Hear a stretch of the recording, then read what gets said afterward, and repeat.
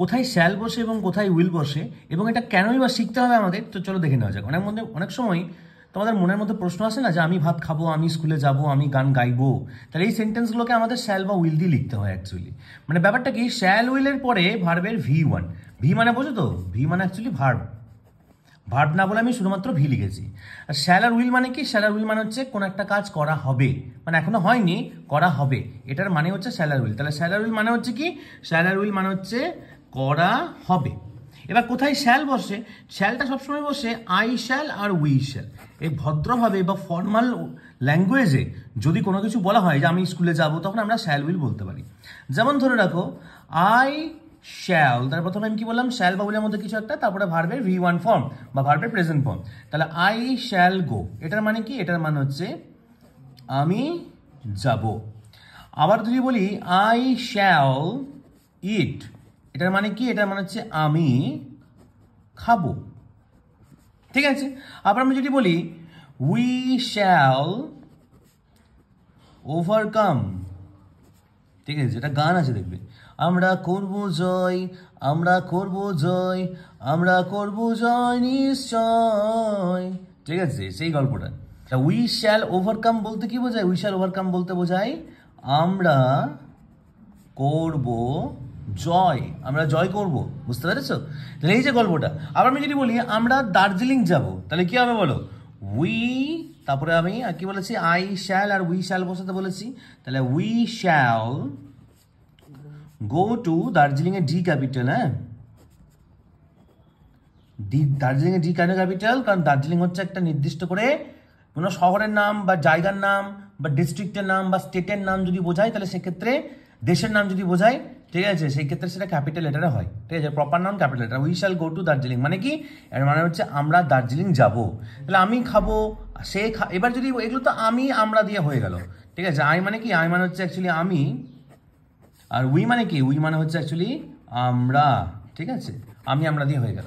এবার উইলটা কোথায় ইউজ করতে হয়, এই আই শ্যাল উই শ্যাল বাদ দিয়ে আমরা আমাদের চোখ দিয়ে যেটাই দেখতে পাচ্ছি সেটার ক্ষেত্রে আমরা কি ইউজ করব, উইল ইউজ করব।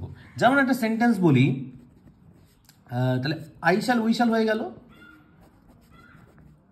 আই উই ক্ষেত্রে শ্যাল হয়ে গেল, বাদ বাকি ধরে রাখো ইউ, ঠিক আছে, তারপরে হি, তারপরে শি, তারপরে ইট, তারপর রিনা, আমরা আমাদের চোখ দিয়ে দেখতে পাচ্ছি। তারপরে হচ্ছে স্টুডেন্ট, স্টুডেন্টকে তুমি তোমার চোখ দিয়ে দেখতে পাও, ঠিক আছে। তাহলে তারপর দে, দে মানে তারা, তাদেরকে তুমি তোমার চোখ দিয়ে দেখতে পাও। এই সবের ক্ষেত্রে কি লিখতে হবে, আমাদের উইল লিখতে হবে। ভদ্রতা বা ফর্মাল হয়েছে, এটা সবগুলো হচ্ছে ফর্মাল, FORMAL, ফর্মাল ল্যাঙ্গুয়েজ মানে কি, FORMAL, ফর্মাল মানে হচ্ছে আপনি আগে করে বা ভদ্রতার খাতিরে যদি কোনো কথাবার্তা বলা হয় তাহলে আমাদেরকে এইগুলো লিখতে হবে। তাহলে এইগুলো সবের ক্ষেত্রে আমাদের কি লিখতে হবে, এই সবের ক্ষেত্রে আমাদের উইল লিখতে হবে।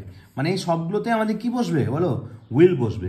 জানো আমি যদি বলি যে তুমি মোমো খাবে, তাহলে ইউ উইল ইট মোমোস, বুঝতে পেরেছো?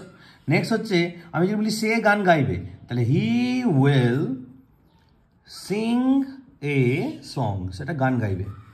সে, আমি যদি বলি সে রান্না করবে, তাহলে কি হবে, শি উইল কুক। এবার কি রান্না করবে সেটা বলা নেই, বিরিয়ানি রান্না করে যদি হয় তাহলে সি উইল কুক বিরিয়ানি, মানে সে বিরিয়ানি রান্না করবে। আমি যদি বলি এটি দুধ খাবে, যেমন কুকুরকে মানুষ বাদে সব কিছু যদি একটা বোঝে তাহলে ইট বলা হয়, তাহলে কুকুরটা দুধ পান করবে, ঠিক আছে, তাহলে ইট উইল ড্রিঙ্ক ওয়াটার বা মিল্ক, যেটা খুশি, এটা দুধ পান করবে, ইট উইল ড্রিঙ্ক মিল্ক, এ জল পান করবে তাহলে ইট উইল ড্রিঙ্ক ওয়াটার, ঠিক আছে। আমি যদি বলি রিনা বিরিয়ানি কিনবে, তাহলে Rina will buy, Rina will buy a packet of biryani লিখতে পারি, Rina will buy a packet, আর যা খুশি, মানে বিরিয়ানি জায়গায় বিরিয়ানি কিনবে এমনটা নয়, তুমি রিনা ফল কিনবে, রিনা এই কিনবে, রিনা ওই কিনবে, রিনা একটা হাতি কিনবে, রিনা একটা ঘোড়া কিনবে, সবই ওই একই গল্প। নেক্সট, তাহলে স্টুডেন্ট, এবার আমরা চোখ দিয়ে যা দেখতে পাচ্ছি সবার ক্ষেত্রে উইল বসে বলেছি, তাহলে স্টুডেন্ট উইল লার্ন, মানে ছাত্ররা শিখবে। আবার ধরো they will tell the truth, মানে কি, they will tell the truth মানে কি, তারা, দে মানে তারা সত্য কথাটা বলবে, ঠিক আছে, তারা সত্য বলবে।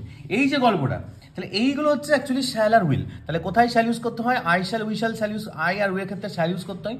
বাদ বাকি যা যা আমরা চোখ দেখতে পাচ্ছি সবের ক্ষেত্রে আমরা উইল ইউজ করবো। এগুলো সবগুলো কিন্তু ফর্মালের ক্ষেত্রে, আর ইনফর্মালের ক্ষেত্রে আলাদা হয়ে যাবে, ঠিক আছে? তখন আই উই এর ক্ষেত্রে উইল হবে, আর বাদ বাকি যা যা আছে সবের ক্ষেত্রে আমাদের শ্যাল হয়ে যাবে। যদি এমফাসাইজ করা হয়, ঠিক আছে, যদি একটু জোর দিয়ে বলা হয় তখন সেগুলো চেঞ্জ হয়ে যায়, ইনফর্মাল ল্যাঙ্গুয়েজে সেগুলো চেঞ্জ হয়ে যায়।